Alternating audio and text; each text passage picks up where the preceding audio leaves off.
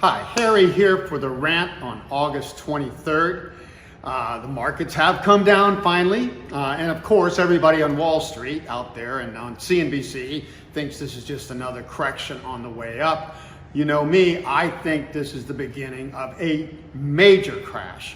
And we should see at least, no matter what they do to try to stop this at some point, this next crash has got to get at least back to the COVID lows, and that's at 10,088 on the NASDAQ. That's down 46% from the top. And of course, my maximum target is all the way back to the 2009 lows to race this entire bubble and get all of the endless stimulus and money printing out of the economy so we can go back to normal, okay? And of course, there would be a major downturn. Everybody's, of course, looking for a soft landing. Now, so far, I have to admit, it's looking like they're pulling off a soft landing, but I know better, and I think that is not likely to happen. They have held back now a recession for almost 5 years over the normal 8 to 10 year cycle. It takes a recession every 8-10 years, as I've shown, to get out the bad debts and zombie companies in the economy and keep it healthy. It's a good thing to catch a cold, a natural cold, not a flu, every so often, okay? So this is what's happening.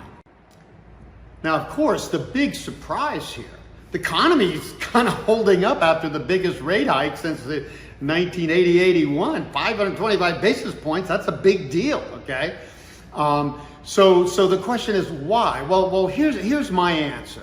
First of all, I've shown recently in my newsletter and other communications, $27 trillion in stimulus, okay? 6.3% of GDP on average, okay, per year, ever since 2008 to get out of the Great Recession, okay? So that's what's happening, that we're still running. The biggest part of that, 70% of that was the deficits, not the money printing, and increasing the balance sheet and all that sort of stuff, okay? So the money printing's come down about $1 trillion, but the deficits are still running, at $1.5 trillion, $2 trillion a year, really more towards $2 trillion. So that's the reason there's still a lot of stimulus going, okay?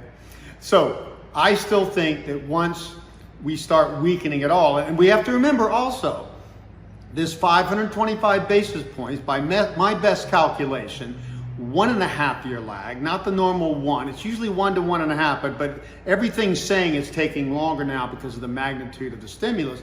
This is saying we're not going to know how hard this 525 basis points hits until about January, late January of next year. So then we can judge this.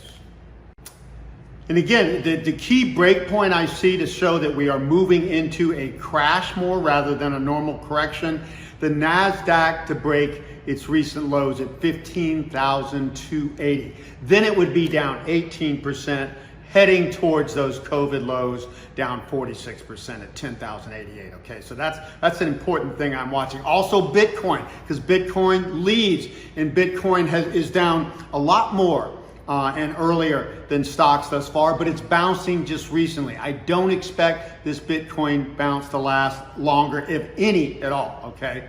So when Bitcoin breaks below 51,400 out of its kind of downward channel I've shown, a slight channel topping, that would be the biggest sign and the earliest signs that we're going again into a deeper crash and not a correction.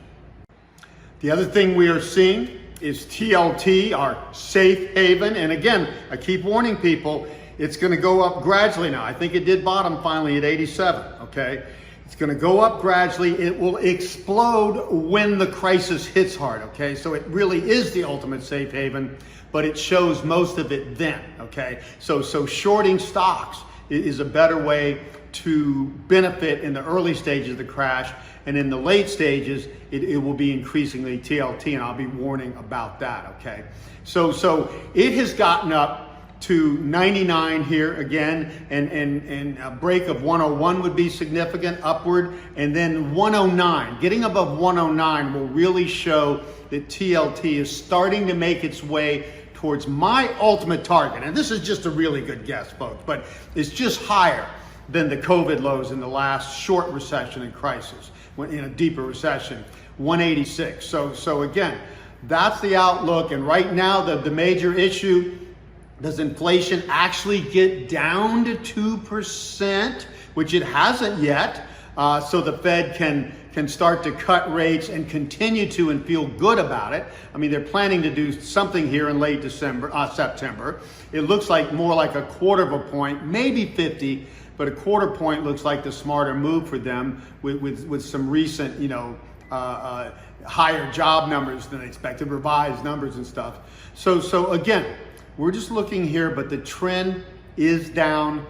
Most of our subscribers, you should be out of the markets. People are in TLT. That's a good place to be, no question about it, but be patient about that, okay? And so I'll just have to keep you updated.